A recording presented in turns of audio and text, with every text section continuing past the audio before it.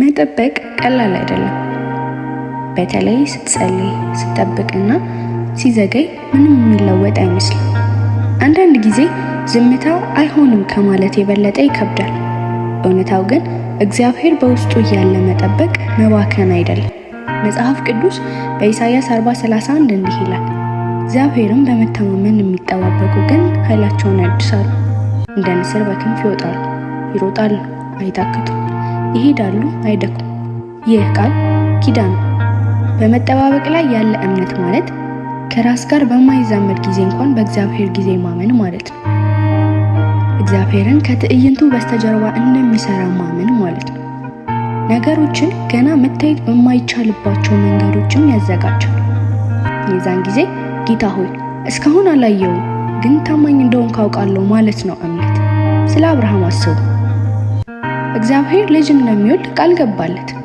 ነገር ግን ተስፋው በአንድ ሌሊት አልመጣም፣ ዓመታት ፈጅቷል። ሮሜ 4:20 እንዲህ ይላል፣ ለእግዚአብሔርም ክብር እየሰጠ የሰጠውንም ተስፋ ደግሞ ሊፈጽም እንዲችል አጥብቆ እየተረዳ በእምነት በረታ እንጂ ባለማመን ምክንያት በእግዚአብሔር ተስፋ አልተጠራጠረም።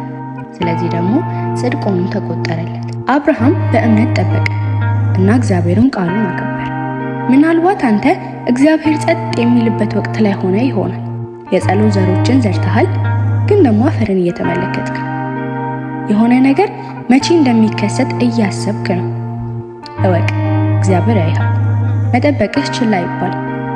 እምነት ሁል ጊዜ ጠንካራ አይመስልም። አንዳንድ ጊዜ እምነት በቀላሉ ተስፋ አይቆርጥም። እግዚአብሔርን ደስ የሚያሰኘው ደግሞ እምነት ነው።